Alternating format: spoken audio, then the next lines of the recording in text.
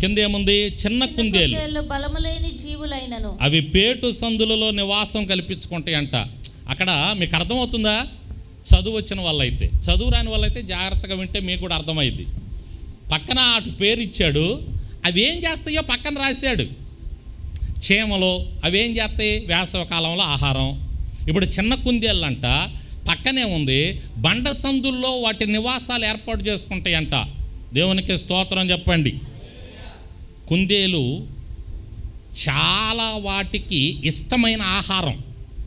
కుందేలు మనకి మంచి కోడి కనపడితే మనకు ఎలా ఉంటుందో, మనుషులకు మంచి కోడి పుంజు కనపడింది అనుకో, మాంసం తినే వాళ్ళకి, చికెన్ తినే వాళ్ళకి, నాటుకోడి తినే వాళ్ళకి నిగనిగలాడతా ఒక నల్ల కోడి కనపడింది అనుకో, ఎలా ఉంటుంది వాళ్ళకి?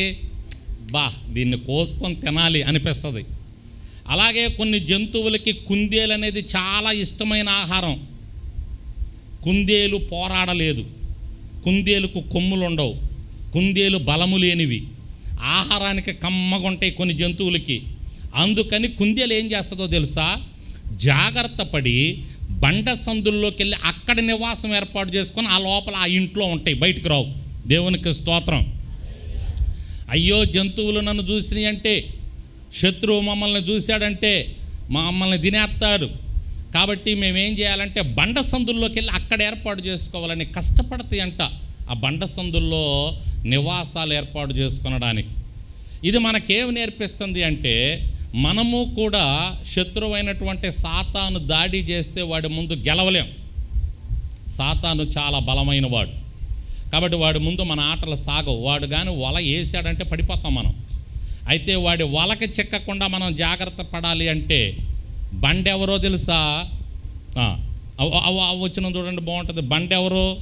కొరింథీయులకు రాసినటువంటి మొదటి పత్రిక 10వ అధ్యాయం 4వ వచనంలో మాట చూడండి, ఏముంది అక్కడ? అందరూ ఆత్మ సంబంధమైన ఒకే పానీయమును పానము చేసిరి, ఏలయనగా తమను వెంబడించిన ఆత్మ సంబంధమైన బండలోనిది త్రాగిరి. ఆ బండ క్రీస్తే. ఎవరు బండ? ఆత్మీయంగా, మామూలుగా భౌతికంగా కుందేళ్ళు మామూలు బండల్లో ఏర్పాటు చేసుకుంటాయి. కొండల్లో, బండల్లో, పేటుల్లో సందులు ఏర్పాటు చేసుకొని అక్కడ ఉంటాయి, శత్రువు దాడి చేయకుండా వాటి మీద. మనమైతే బండ క్రీస్తు అనే బండ దగ్గర మనం నివాసం చెయ్యాలా. దేవునికి స్తోత్రం. బండ క్రీస్తే, ఏసయ్య దగ్గర మనం నివాసం చేస్తే, ఏసయ్య దగ్గరకు వస్తే సాతాను మనల్ని ఏమీ చెయ్యలేడు. వాడి ఆటలు మన మీద పని చెయ్యవు. అర్థమైందండి? వాడు ఎంతగా మనల్ని శోధించినా, ఎంతగా మనల్ని శ్రమ పెట్టినా, వాటన్నిటి నుంచి దేవాది దేవుడు మనల్ని తప్పించి మనల్ని ఆయన ఆశీర్వదిస్తాడు. ఈ లోకములో ఉన్నవాని కంటే మీలో ఉన్నవాడు బలవంతుడు. దేవునికి స్తోత్రం చెప్పండి. లోకంలో సాతాను ఉంది, మనకి యేసయ్య ఉన్నాడు. చెప్పండి, లోకంలో ఎవరుండారు? మనలో ఎవరుండారు? ఏది? కాబట్టి లోకములో ఉన్న సాతాను మనల్ని ఎంత శోధించినా, ఎంత బాధ పెట్టినా, బండైన క్రీస్తు దగ్గరకు వస్తే, రక్తస్రావ రోగం కలిగినటువంటి స్త్రీ చాలా ఇబ్బందులు పడింది, యేసయ్య దగ్గరకు వచ్చింది, అంత భయంకరమైన రక్తస్రావ రోగం పోయింది. దేవునికి స్తోత్రం. ఎంతమంది సాక్ష్యాలు చెప్తున్నారు నేటి దినాల్లో. ఎంతమంది భయంకరమైనటువంటి మరణాపాయ పరిస్థితుల్లోకి వెళ్ళిపోయినటువంటి వారు కూడా వచ్చి, ఇదిగో మేము యేసయ్య దగ్గరికి వచ్చాం, ఇంతకుముందు మేము హిందువులం, ఇంతకుముందు మేము ముస్లింలు, ఇంతకుముందు మేము భయంకరమైనటువంటి పరిస్థితుల్లో ఉన్నవారం, అయితే మేము భయంకరంగా ఇబ్బంది పడుతున్నప్పుడు, అనారోగ్యంతో బాధపడుతున్నప్పుడు, ఆర్థికంగా బాధలు పడుతున్నప్పుడు, ఇబ్బందులు పడుతున్నప్పుడు ఎవరో ఒక ఆమె వచ్చి చెప్పింది, లేకపోతే ఎవరో ఒక ఆయన వచ్చి చెప్పాడు యేసయ్య గురించి. మేము అక్కడి నుంచి యేసయ్య దగ్గరకు వచ్చాం. ఆయనే మాకు బండ, ఆయనే మాకు అండ, ఆయనే మాకు కొండ, దావీదు అన్నట్టుగా. యేసయ్య దగ్గరకు వచ్చాం. యేసయ్య దగ్గరకు వచ్చిన తర్వాత యేసయ్య మా బాధలన్నీ తీసేశాడు. దేవునికి స్తోత్రం. కాబట్టి మేము యేసయ్య దగ్గరకు వచ్చాం, మా బాధలన్నీ పోయినాయి అని ఎంతమంది సాక్ష్యం చెబుతున్నారు. కాబట్టి మనం కూడా యేసయ్య దగ్గరకు వచ్చాం.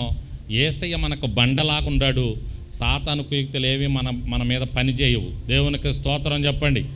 చిన్న కుందేళ్ళు ఏమి నేర్పిస్తున్నాయో తెలుసా? యేసయ్య అనే బండ దగ్గర మనం నివాసం ఉండాలి. ఆయనకు దూరం అయిపోకూడదు. కొంతమంది మందిరానికి వస్తా దేవునికి దూరం అయిపోతున్నారు, వెళ్ళిపోతున్నారు, ఆయన విడిచిపెడుతున్నారు, ఆయన మార్గం విడిచిపెడుతున్నారు, మందిరాన్ని విడిచిపెడుతున్నారు, బండ లాంటి యేసయ్యను వదిలిపెడుతున్నారు. ఏమైపోతున్నారు? సింహం అంట. ఎవరో పేతురు రాసిన మొదటి పత్రికలు అనుకుంటా ఆ మాట ఉంటుంది, సాతాను గర్జించు సింహము వలె ఉన్నాడు. పేతురు రాసిన మొదటి పత్రిక 5:8 ఉంటుందిలే. స్తోత్రం చెప్పండి, 2 చేతులు ఎత్తి. సింహం ఎలా ఉంటుంది చెప్పండి?